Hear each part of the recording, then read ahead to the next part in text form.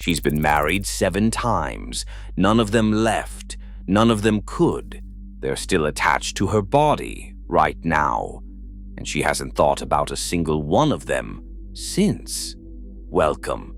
These are the 5 most bizarre, disturbing, and deeply unhinged mating habits in the animal kingdom. Stay until number 1, because it is the most unhinged, manipulative, calculated thing you have ever seen in your life, and I genuinely cannot prepare you for it. No hints, just trust me. Today we are building a case. 5 animals, 5 victims who never saw it coming. 5 stories of power, manipulation, and absolutely zero remorse. Nobody in nature is okay. Everyone is doing something deeply questionable, and somehow it all works. Let's go. Coming in at number 5, the naked mole rat. She runs an empire underground in the dark with up to 300 employees. None of them chose to work for her. None of them get to leave. And absolutely none of them get to reproduce, except her. The naked mole rat queen is the only female in the entire colony who breeds. She produces up to 5 litters a year. Her spine literally grows longer with every pregnancy to accommodate the volume of children she is producing. Her body physically expanded to match her ambition. Meanwhile, every other female in the colony is biologically shut down. Not because they cannot reproduce, but because she will not let them. Her method is not a memo. It is not a performance review. It is not even a conversation. She walks over them. Every single day, she physically shoves, bites, and body checks the other females through the tunnels. The stress of being dominated by her is so extreme that their ovaries essentially give up. And if she dies, the remaining females immediately start fighting, sometimes to the death over who gets the throne. There is no orderly succession plan. There is no board meeting. There is just whoever survives. If Elon Musk watched this, he would say finally, a management style I respect. If you are inspired by the aggression of the naked mole rat, aggressively smash the subscribe button. She built an empire with 300 employees and 0 human resources complaints because human resources does not exist here. The least you can do is click a button. Coming in at number 4, the anglerfish. In the deep ocean where there is no light, no warmth, and absolutely no mercy, she drifts, large, armed with teeth, glowing with a bioluminescent lure that turns the darkness into bait. He is tiny.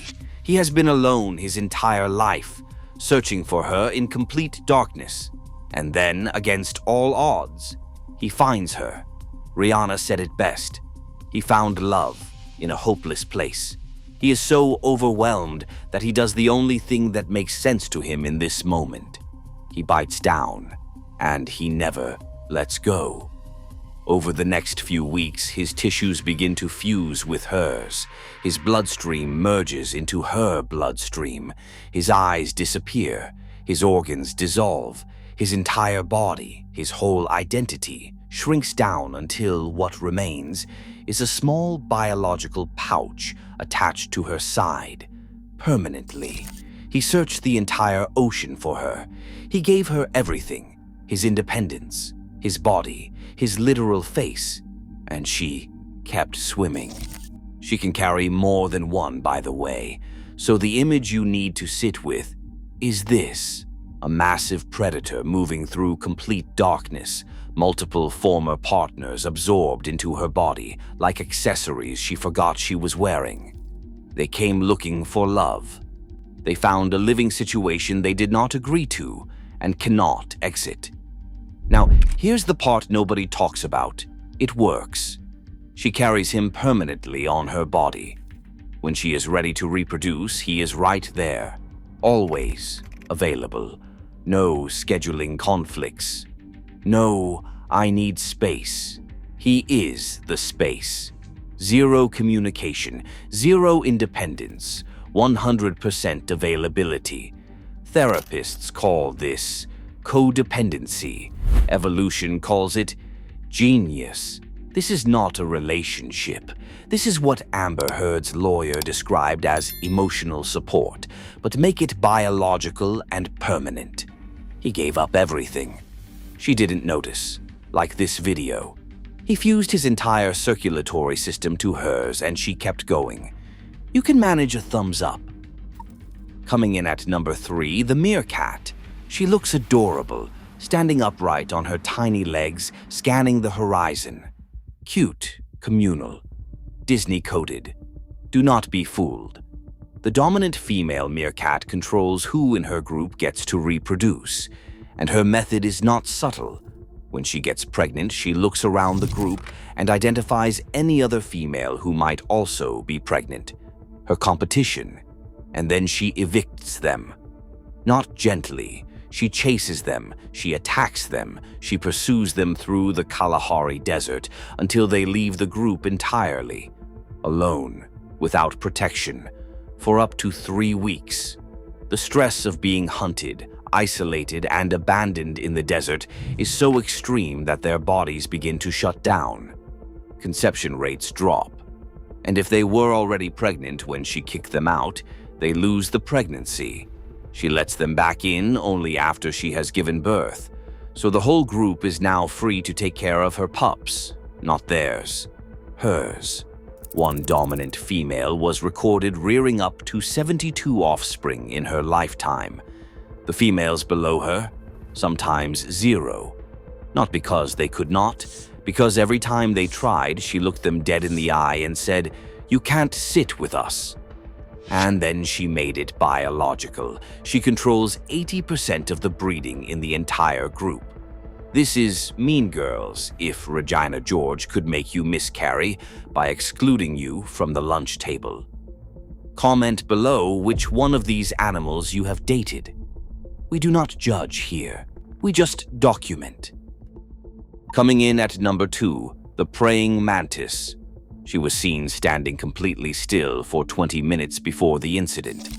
Witnesses described her as calm, focused, unbothered, front legs folded, eyes forward, body angled like a blade that had already made its decision. He was identified as a male praying mantis approximately 3 inches tall, last seen approaching the scene voluntarily. He got closer. She watched him the entire time. Did not move, did not flinch, just watched. He began his courtship display, swaying gently, moving with the careful, deliberate energy of someone who has rehearsed this moment and is now absolutely terrified it's actually happening. She remained still. He took that as a yes. He approached from behind, the safest angle, evolutionarily speaking, and carefully, gently climbed onto her back. And for a moment it seemed like everything was going to be fine, like a man defusing a bomb while also trying to impress the bomb. Let's see if he makes it out of this. He has a 1 in 4 chance. Studies show between 13 and 28% of these encounters end in the male's death. We're watching live. He's still there. She's still. And then, somewhere in the middle of the encounter, unprompted, unannounced, with the same casual energy as someone checking their phone mid-conversation, she turned her head and she bit his off. Cleanly, efficiently, like she just remembered she had somewhere else to be. And here is the detail that the forensic team did not include in the public report.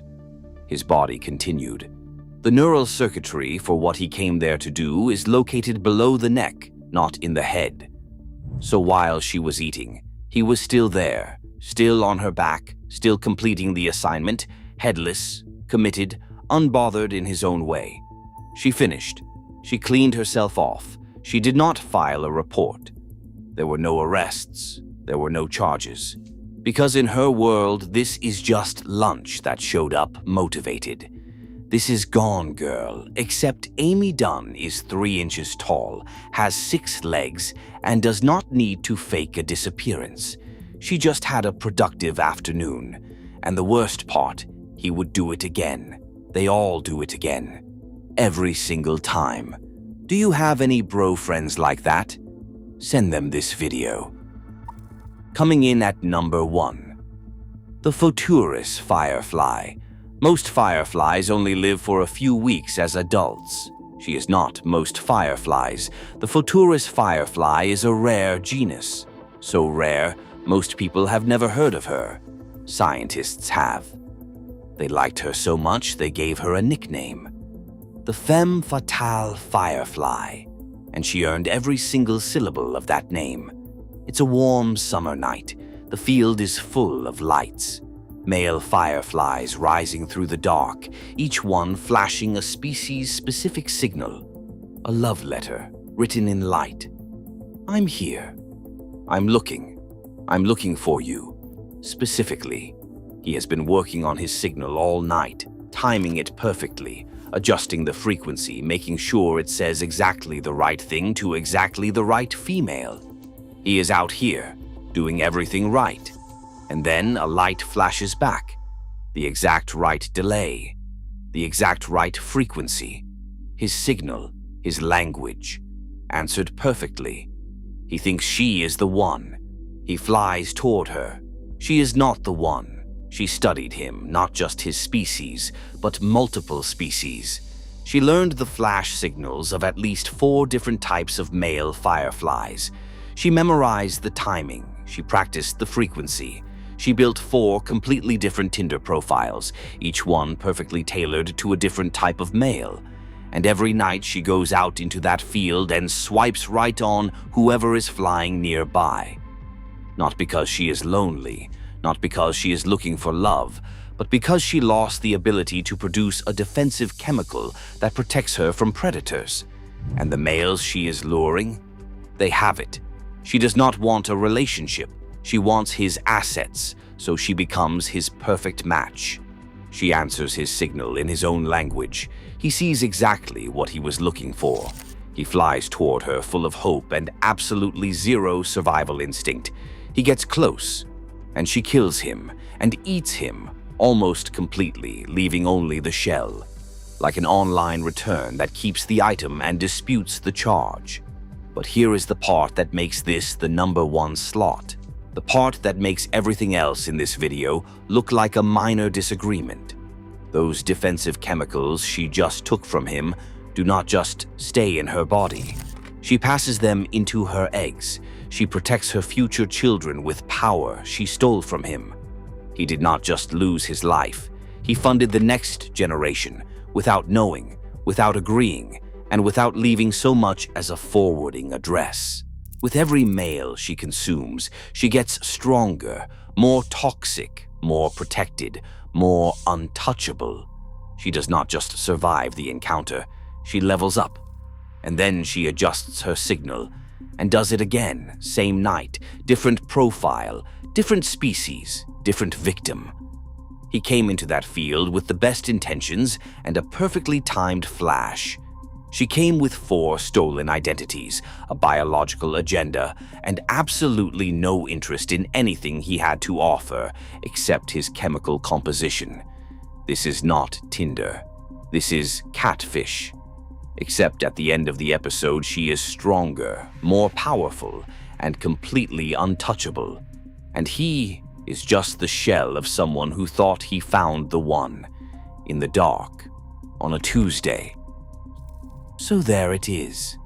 5 animals, 5 males who never saw it coming, and 5 females who absolutely did. I would rather poke my eyes out with a tampon than be a male in any of these species. Every single time. Nature doesn't care about feelings. It cares about winning. And every female in this video won. If this deeply unsettled you in a way you kind of enjoyed, you are in the right place. And if you made it this far, you are one of my people, which means you are either deeply curious, slightly disturbed, or you have personally dated one of these females, possibly all 3. Like, subscribe, and comment which animal reminded you most of your ex. I'll go first. Just kidding. No, I won't.